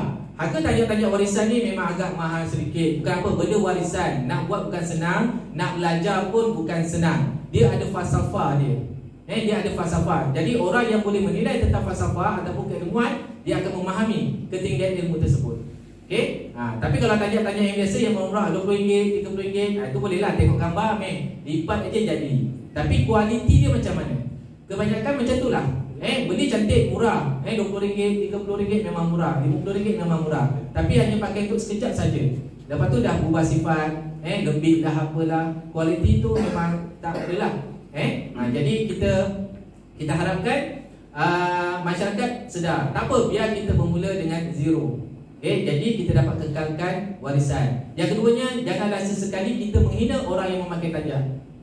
Zaman-zaman dulu masa kita baru nak up, pengantin, hantua, hanjebat, betul? Kan? Itulah antara istilah-istilah sindiran-sindiran yang diterima oleh pejuang-pejuang warisan ni pada ketika awal tahun 2000. Awal tahun 2000 masa mereka mula-mula nak memperkenalkan, nak naikkan balik warisan-warisan Melayu ni. Bukan sahaja tanjak, memanah apa semualah, macam-macam kan, itulah dia. Sebab bila kita dah tak pakai tanjak kan, jadi kita menghina pula, menyindir pula orang yang pakai tanjak. Sebenarnya orang yang pakai tanjak tu apa dia? Tanjak tu maksud dia, dia mengakui tanah Melayu ini, Malaysia ini adalah bumi yang dipijak kan. Itulah dia. Itulah dia. Tapi kenapa pula kita ni nak mempertikaikan dia pula, nak menghina dia pula?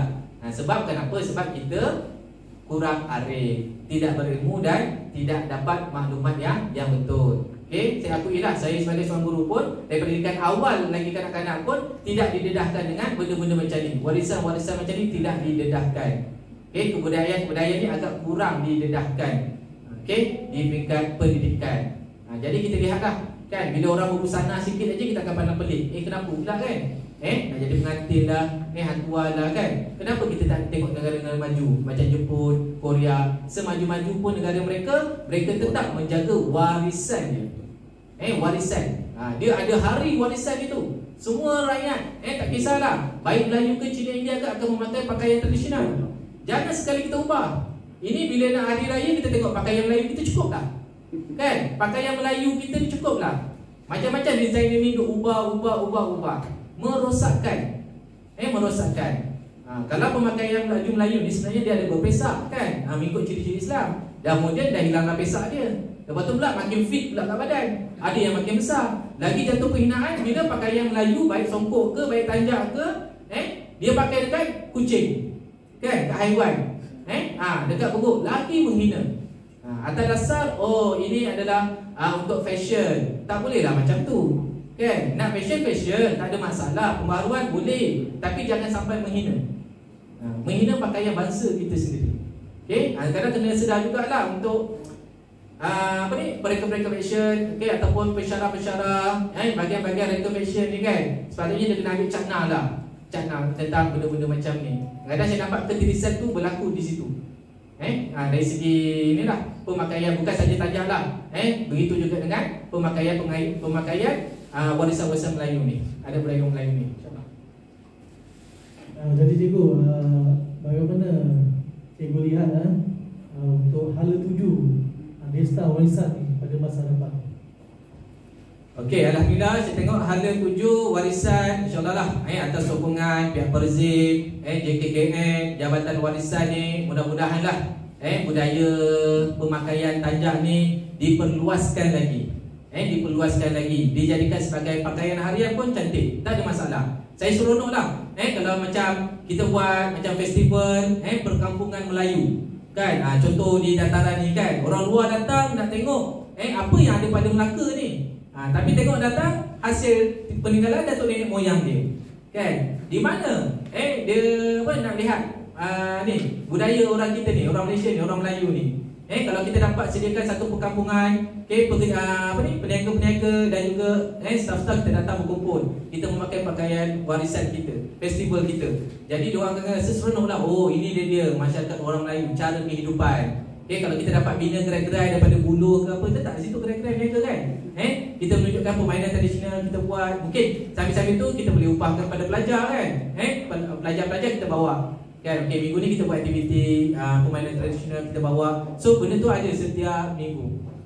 Dari segi pengembangan lah warisan, selain daripada kita menyebarkan informasi-informasi, ataupun kita buatlah satu balai adat. Balai adat di mana selain daripada pemakaian tanjak kan, kita juga boleh melibatkan secara tidak langsung ataupun lakonan berkaitan dengan adat meminang, macam-macam lah, adat berisik situ kan, secara live lah. Jadi benda tu akan menjadi satu tontonan dan menjadi satu panduan kepada generasi akan datang, dan juga pengetahuan dia lah, untuk dia tengok inilah dia asal usul dia. Jadi tidak akan berlaku ketirisan ataupun tidak berlakunya sindiran ataupun keremehan lah terhadap warisan-warisan kita ni. Okey, jadi saya rasa soalan-soalan saya pun semua sudah terjawab. Jadi saya bagi peluang dan ruang kepada para hadirin hadirat sekalian, sekiranya ada apa-apa soalan yang nak diutarakan, bolehlah utarakan di sini. Ada soalan? Ada, ya silakan.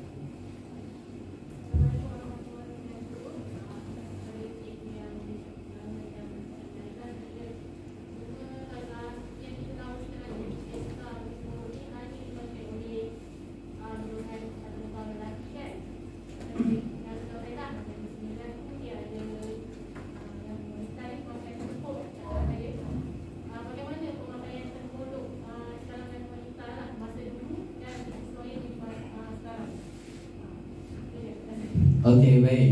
Okey, terima kasih. Baik soalan ya. Kalau tidak kan saya terlupa. Terima kasih puan yang bertanya. Okey, berkaitan dengan terpeluk perempuan. Okey, lelaki hanya boleh pakai inilah tanjak. Lelaki boleh pakai tanjak, lelaki boleh pakai terkolok, lelaki boleh pakai semutar. Tetapi perempuan dia tidak boleh pakai tanjak. Tapi dia ada terkolok perempuan. Contoh macam di sini dia ada setelepuk. Setelepuk lah. Dia ada lagi jenis yang terkolok, jenis bulang. Dia ada suri. Kalau suri ni dia jenis yang berpangkat. Seorang wanita yang berpangkat. Okey, kat situlah. Kalau orang kebiasaan, orang biasa dia pakai inilah terkolok jenis setelepuk. Okey, orang kebiasaan. Kalau nenek-nenek itu kita faham lah kan. Ikat kain kemudian dia angkat tu dia bagi sebagai setelepuk. Setelepuk lah. Okey, kemudian kita ada kerudung. Kerudung juga sesuai. Asal tudung yang puan-puan pakai ni, okey, dia sebenarnya berasal daripada kerudung. Kerudung. InsyaAllah lah, saya dalam masa yang terdekat ni pun saya ada mencadang. Saya dah bincang dengan Cik ahli panel kita ni. Saya akan buat satu bengkel. InsyaAllah lah, kalau tak ada apa-apa halangan, dalam cadangan antara 26 ataupun 27 Februari nanti. Okey, berkaitan dengan tanjak terkolok perempuan, terkolok lelaki dan semutar. Biasa kita akan buat bengkel aja kan. Kali ini kita buat kelainan pula. Kita belajar tentang terkolok perempuan, terkolok lelaki dan juga semutar. Di sinilah insyaAllah jika tidak ada apa-apa halangan lah. Okey. Berkaitan dengan soalan puan tadi, berkaitan dengan terkolok perempuan, cara pemakaian, itulah dia. Sebab dulu terkolok perempuan ni dia kain dia besar, ada yang besar. Memang sesuai untuk terus dijadikan terlekung. Selain menutup aurat, dia menjadikan terlekung. Untuk dia mudah solat apa semua kan. Itulah dia. Itulah dia. Ada jenis inilah terkolok perempuan. Okey, insya-Allah. Ada soalan lagi? Baik, Assalamualaikum warahmatullahi wabarakatuh. Minta juga penerangan diberi cikgu lah. Bagaimana seseorang tu, apa tip yang kita boleh guna pakai untuk pemilihan tanjak yang bersesuaian dengan diri. Sebab cara tengok, saya tengok cikgu pakai tanjak ini selah wibawa ni. Ada orang pakai tanjak hilang wibawanya, walaupun bila dibuka tanjaknya disungguh wibawa. Jadi apakah tips yang cikgu boleh bagi kepada saya lah khususnya untuk memilih tanjak-tanjak yang boleh menyerlahkan wibawa tu. Maksudnya bila kita pakai tu memang nampak wow. Itu yang pertama. Kedua, daripada 7 jenis ibu tanjak berkenaan, dapatkah disimpulkan, bukan simpulan, boleh disimpulkan ataupun direka, mengambil aspirasi dan juga inspirasi daripada 7 ibu tanjak itu untuk mencipta bagi pengarang tanjak, untuk mencipta satu tanjak baru bersesuaian dengan sifat seseorang. Maksudnya mungkin dia akan jadi satu eksklusif lah. Maksudnya orang ini pakai dengan sifat ini akan wibawa. Mungkin cikgu ada pengalaman demikian, ataupun mungkin pengarang tanjak yang lain. Jadi itulah yang ingin penerangan kepada cikgu. Okey, terima kasih tuan tanya. Kita ada 2 soalan lah. Yang pertama sekali, pemilihan tanjak yang sesuaian terhadap seseorang individu. Okey, tanjak ni memang banyak jenis. Kadang-kadang macam saya kata tadi lah, seseorang individu tu tadi dia nak tanjak macam ni, dia nak tanjak macam ni. Tapi sebagai seorang pengarang, tanjak ni, kadang-kadang naluri seorang pengarang tanjak ni, dia akan mencadangkan tanjak yang sesuai berdasarkan kepada karakter seseorang individu. Tetapi kalau individu tadi nak sangat, saya tak nak ni, saya nak gajah gemulung, tak ada masalah, boleh. Tapi nanti kan macam cakap, nanti kita akan lihat apa yang berlaku ketika kita mengarang nanti. Contoh, saya dah biasa mengarang, contohnya saya dah biasa mengarang tanjak gajah gemulung yang tuan nak kan. Tapi saya nak lipat ni sampai 20 kali pun tak jadi. 20 kali tak jadi. Itu menandakan bahawa tanjak ni tak sesuai dengan kehendak pelanggan tadi. Seseorang individu tadi tak sesuai. Tapi bila saya ubah kerangan jadi lain, itulah yang sesuai. Mungkin sebab dia warisan. Kadang-kadang tanjak tu ialah daripada keturunan tu mungkin tak sesuai dengan kita. Tapi mungkin akan sesuai, yang lain sesuai dengan diri kita berdasarkan pada susu galur kita. Berdasarkan pada susu galur kita tadi. Itu sebab bila saya katakan tadi, kalau kita memakai tanjak warisan ni, dia punya seri dia ataupun dia punya rasa nur dia lain sedikit. Aura dia lain sikit. Kalau kita pakai tanjak biasa, kita tengok biasa je kan, walaupun nampak cantik kita nampak biasa. Tapi kita pakai tanjak warisan ni, bila kita pakai tu macam satu aura tu akan naik, menyerahkan lagi seri kita, keterampilan diri kita.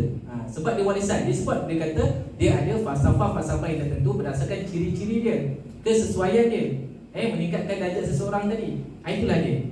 Bila pakai tu nampak seorang tu berwibawa, nampak tegas, garang. Kan? Ada yang bila pakai nampak dia seorang yang lembut. Nampak garang tapi dia lembut. Itulah dia. Ciri-ciri dia yang berlainan. Tapi bila kadang-kadang tanjak biasa bila pakai macam tu. Tapi bila kita buka baru nampak orang tu garang. Maksud dia itulah dia. Dari segi kesesuaian dalam pemilihan ataupun pemakaian tanjak tadi. Jadi kita kena hati-hatilah. Hati-hati kadang kita nak tanjak macam ni. Kan kita pakai. Tapi tak sesuai. So paling baik sebenarnya kita minta pandangan kepada pengarang apa tanjak yang sesuai. Kadang-kadang saya sebagai seorang pengarang, bila pelanggan minta macam tu, kita akan biasanya kita akan solat dululah, solat hajat, minta Allah bagi petunjuk. Apa yang jadi tanjak itu, itulah dia tanjak yang bersesuaian dengan kehendak. Kadang-kadang apa yang kita nak ni, dia nak gajah gemulung lah, dia nak dedak tak sudah, memang tak sesuai. Memang tu kadang kita pun jadi stres. Stres sebab kita lipat-lipat tak jadi kan. Memang jadi stres. Kena terpaksa pula ambil wuduk balik, duduk zikir balik, tenangkan hati. Sebab nak buat tanjak ni lah, serta tu letak atas kepala kan. Bukan mudah. Itulah dia. Soalan yang kedua berkaitan dengan soalan kedua berkaitan dengan nak buat soliditas baru kan, berasaskan soalan yang kedua. Tuan tanya berkaitan dengan bagaimana pula kalau kita nak buat satu solekan baru, mengambil ciri-ciri apa yang ada pada tanjak yang warisan sedia ada. Boleh, tak ada masalah. Macam saya katakan tadi, ianya berpunca apabila seseorang tadi, seseorang individu tak kisahlah sama ada dia belajar warisan ataupun dia tak pernah belajar, tetapi dia mendapat ilham melalui mimpi tadi. Bila dapat ilham melalui mimpi, maka dia boleh ataupun dia kena bertalaki dulu. Syarat sah utama dia adalah kena bertalaki dengan orang yang pakar dengan tanjak. Tengok dulu cara pembuatan, cara dia lipat daripada tapak, bengkong kan, dan lain-lain, dapatlah bentuk satu tanjak itu. Maka kat situ dah ada keabsahan, dah ada pengesahan, maka dia boleh jadikan tanjak yang dia mimpi itu sebagai ibu tanjak, dan dia boleh bagi kembangan, dan dia boleh bagi nama. Macam salah seorang pengarang tanjak yang saya kenal. Dia mendapat mimpi, and then dia jumpa dengan guru tanjak dia. Dia bercerita, dia buat depan, dia tak try dulu. Dia terus jumpa, dia ambil kain, dia buat depan-depan cikgu dia. Cikgu dia tunjuk, ini betul. Langkah awak betul, kaedah awak betul, cara awak tu betul. And then guru tadi membagi izin. Beri izin lah. Maksud dia awak boleh kembangkan tanjak ini dan namakan sendiri. Maksud dia merupakan satu tanjak moden lah. Tanjak moden berdasarkan ilham kepada yang dianugerahkan oleh individu tadi. Tak semua orang akan dapat ilham macam ni. Rezeki masing-masing. Rezeki masing-masing. Saya pun tak pernah dapat lagi kan. Contoh macam kita pernah dapat kan, kalau kembangan yang baru, naga berlabuh, betul kan? Biasa dengan naga berlabuh kan. Kenapa dia dikenali sebagai kreasi baru? Sebab ibu dia adalah daripada pasang surut. Ibu dia daripada pasang surut. Daripada pasang surut, dia akan kembang kepada naga berlabuh. And then dia akan kembang lagi macam-macam nama-nama naga-naga yang lain. Dewa naga lah, apalah. Itu hak yang diberikan ke atas rezeki kepada pengarang tanjak tadi. Dia dapat ilham, dia berjumpa, and then kalau guru tadi ataupun pakar tadi memberi keizinan, maka dia boleh buat jalan sendiri, tak ada masalah. Tapi macam kami ni masih dalam bimbingan, kita kena sentiasa bertalaki. Sebab banyak lagi benda yang kita tak tahu dan kita kena belajar. Itulah dia tadi, cara pemilihan lah. Boleh, tak ada masalah. Tak ada masalah. Yang penting mesti ada keabsahan.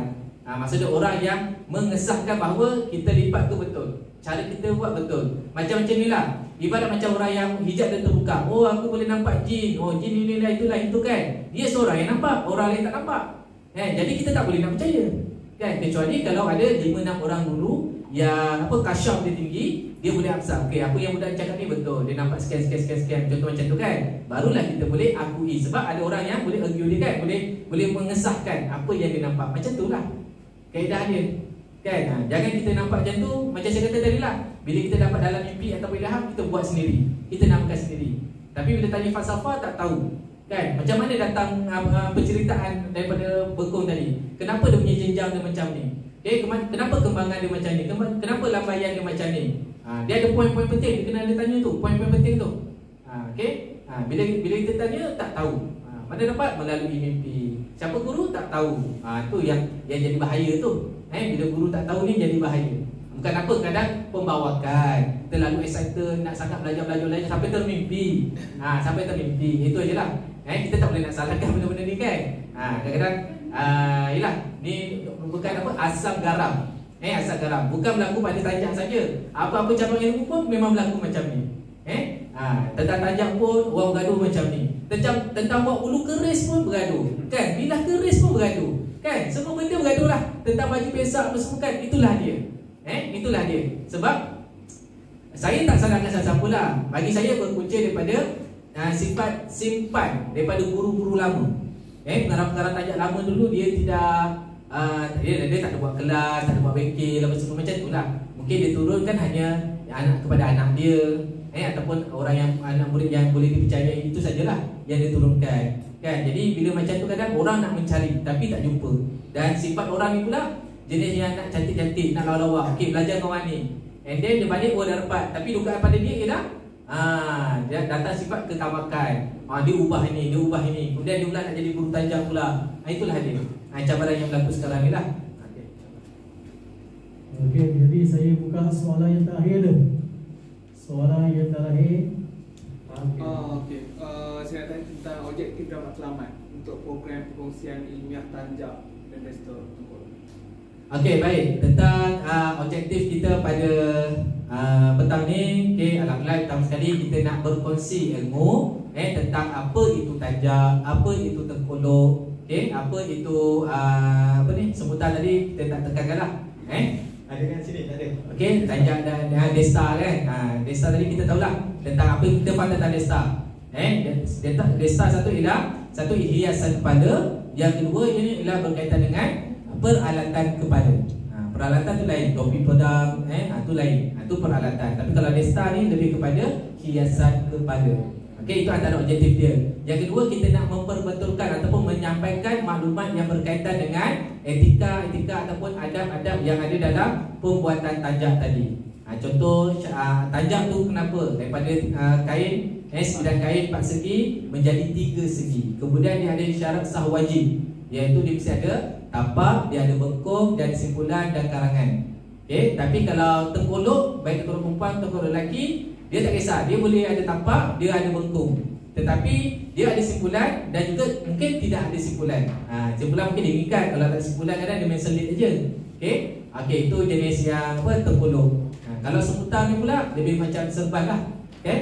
Dia bebas kan. Dia lipat-lipat dia lilit macam tu. Itulah antara objektif dia. Yang kedua, kita nak menerangkan seterusnya objektif nak menyampaikan inilah cara pemakaian yang betul lah. Ramai tak tahu kan, ramai mengingatkan pakai dekat belakang kan, simpulan kat belakang. Itu tadi nak berperang.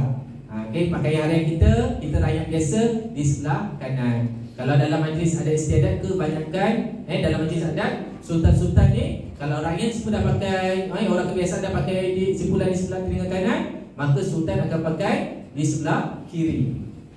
Di sebelah kiri. Tapi karangan, walaupun karangan yang sama, tapi dia akan ubah. Begitu juga dengan pengantin. Kalau pengantin pun kita meraih kawan-kawan kita kahwin, kita pakai berbusana, janganlah kita lebih menyelah dengan pengantin kan. Jadi kita kena kurangkan. Kalau pengantin pakai macam ni, kita kena ubah. Itu dia cara dari segi adab, falsafah dia, cara pemakaian dia, cara penamaan dia. Dan juga kita kena fahamlah etika-etika yang ada pada tanjak ni tadi. Okey, insya-Allah lah, mudah-mudahan perkongsian saya ini dapat membantu sedikit sebanyak lah memberi ilham kepada tuan-tuan untuk mengajar ataupun memberi input kepada masyarakat-masyarakat yang lain lah, sebab-sebabkan lah. InsyaAllah kita betulkan mana yang ada kekhilafan sikit lah di luar sana tu. InsyaAllah kita sama-sama berkongsi. InsyaAllah antara itu dan akan datang kalau tuan-tuan berminat, kita memang saya dalam rancangan lah juga untuk mengadakan terkolok lelaki, terkolok perempuan dan juga semutar, ikatan semutar. Kalau nak ikut bengkel Tanjak ada 13 hari bulan ni, tapi di Subang lah, di Subang Selangor. Kalau ada yang nak ikut boleh pergi saya lah, nanti kita boleh daftarkan ke sana lah. Okey, insyaAllah. Jadi alhamdulillah itulah saja soalan-soalan yang telah saya sampaikan dan juga para penonton pada hari ini. Jadi saya mewakili Permandangan Musim Melaka merakamkan ribuan terima kasih kepada tuan-tuan dan puan-puan yang hadir pada petang ini. Jadi itulah harapan kami di Perzim. Semoga apa yang kita sampaikan ini dapatlah kita manfaatkan di jabatan dan agensi masing-masing lah. Mana yang kita silap tu kita perbaiki semula kan. Kita pakai tak betul ke kan, sampaikan kita tak betul, jadi kita perbaikilah. Jadi saya rasa itu saja daripada saya. Dan sekali lagi terima kasih banyak-banyak kepada semua hadirin. Saya sudahi dengan wabillahi taufiq wa hidayah. Wassalamualaikum warahmatullahi wabarakatuh. Okay, hai, saya Nur Azlina binti Muhammad Rashidan. Saya dari Jabatan Kebudayaan dan Kesenian Negeri Melaka. Okay, kenapa saya join Desta Tengkolok ini? Sebab saya ingin menambah sedikit pengetahuan saya. Dan apa yang saya dapat dari program ini. Jadi saya dapatlah sedikit pengetahuan yang tentang pemakaian tengkolok dan jenis-jenis tengkolok. Okay. Bagaimana untuk memupuk minat orang awam kepada pemakaian tengkolok ataupun tanjak ni? Saya rasa kalau untuk itu lebihkan buat program macam ni lah untuk orang ramai, umumkan benda ni. Jadi benda tu orang boleh lebih untuk menambah pengetahuan orang sekali. Okey, terima kasih Linda. Hai, Assalamualaikum. Saya Razif Abdul Rahman. Saya koreografer daripada Jabatan Kebudayaan dan Kesenian Negara Negeri Melaka. Okey, kenapa saya datang program ini? Program perkongsian ilmiah Tanjak, Desta dan Tengkolok. Atas kerana memang saya minat dalam perbuatan tanjak. Kita secara tak langsung dalam program ini kita dapat tahu dah mana yang kreasi, mana yang tak betul, mana yang betul. So dan mana yang warisan yang sepatutnya perlu dikekalkan. So saya sebagai staff ataupun saya sebagai penggerak budaya Malaysia, so saya perlu timbul lebih kepada yang warisan untuk saya kekalkan ke dalam generasi yang akan datang. Saya dapat dalam program ini memang satu benda yang baru. Macam saya cakap tadi, saya dapat tahu yang ada tanjak yang betul-betul warisan. Selama ni kalau ikutkan pun saya belajar daripada cikgu-cikgu tari saya, kebanyakannya tanjak-tanjak yang kreasi, tanjak-tanjak yang telah diadaptasi. So dia bukan betul-betul yang warisan punya. So program ini sangat bagus, sangat membina saya, sangat membuka minda saya bagaimana kita perlu kekalkan tanjak warisan itu. Okey, terima kasih.